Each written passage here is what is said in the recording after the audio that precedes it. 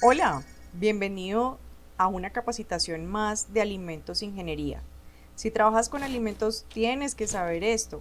Como personal que manipula alimentos, tenemos que saber que la resolución 2674 del 2013 del Ministerio de Salud y Protección Social de Colombia establece los requisitos sanitarios para la industria de alimentos.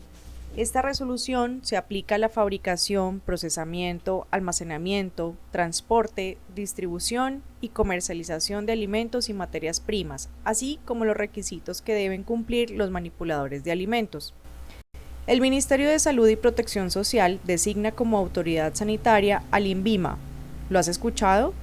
Su nombre es INVIMA por sus siglas de Instituto Nacional de Vigilancia de Medicamentos y Alimentos, y es la autoridad que, como su nombre lo dice, vigila y se asegura de que los alimentos y medicamentos para consumo humano que se consumen en el país sean aptos y no generen enfermedad. Este instituto inspecciona directamente a las fábricas de alimentos, importadores, puertos y específicamente a quienes están inscritos en el INVIMA, que deberían ser todas las fábricas e importadores. Si has detallado algún producto alimenticio en el supermercado, te darás cuenta que en su etiqueta tiene un número seguido de las letras RSA, NSA o PSA. Estos son registro sanitario, notificación sanitaria o permiso sanitario. Estos son permisos de comercialización que los fabricantes, envasadores, importadores, comercializadores o distribuidores deben solicitar al INVIMA para poder comercializar estos productos en el país. Es importante que sepas que estos permisos de comercialización solo se expiden para alimentos listos para el consumo, como por ejemplo galletas, yogures, quesos, etc. En general, productos envasados, listos para ya tienen rótulo, etiqueta, y no se requiere para materias primas que van a ser usadas en otros procesos, como por ejemplo las harinas que utilizan las fábricas de galletas para el proceso o materias primas de restaurantes. Ahora debes saber que el INVIMA, al no poder abarcar a los establecimientos de alimentos como restaurantes y establecimientos comerciales pequeños de expendios de alimentos, tiene el apoyo de las secretarías de salud de todo el país. Ellos son los que, en nombre del INVIMA y del Ministerio de Salud y Protección Social, hacen las inspecciones en locales de centros comerciales, de expendio de alimentos, restaurantes en general y otros similares, y tienen la misma potestad de inspeccionar y sancionar en caso de no cumplir con la ley. En esta misma resolución se establecen las definiciones para entender la inocuidad de los alimentos. Veamos, ¿qué es actividad acuosa? Es la cantidad de agua disponible en un alimento necesaria para el crecimiento y proliferación de microorganismos. Tengamos en cuenta lo siguiente. Por ejemplo, los alimentos vegetales como este tienen tejidos compuestos por células. En la periferia de las células, es decir, entre células, encontramos el agua libre, que es el agua que fácilmente se elimina, por ejemplo, en un proceso de deshidratación.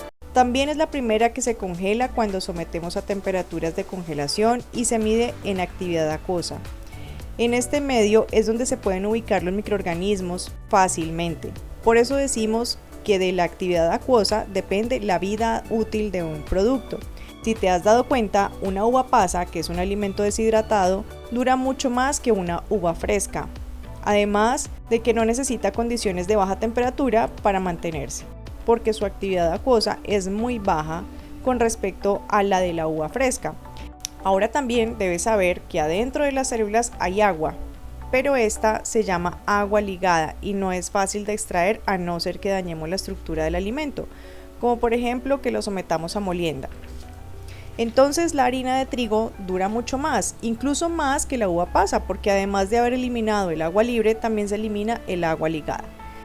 En la resolución también nos dice que es un alimento adulterado, alterado, contaminado y fraudulento.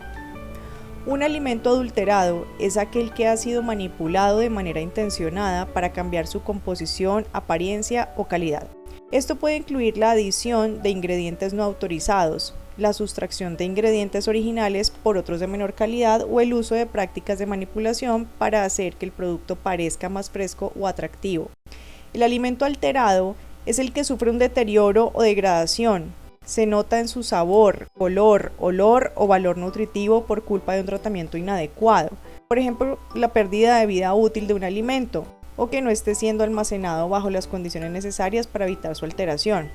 Un alimento contaminado es aquel que presenta o contiene agentes o sustancias extrañas de cualquier naturaleza en cantidades superiores a las permitidas en las normas nacionales o en su defecto en normas reconocidas internacionalmente.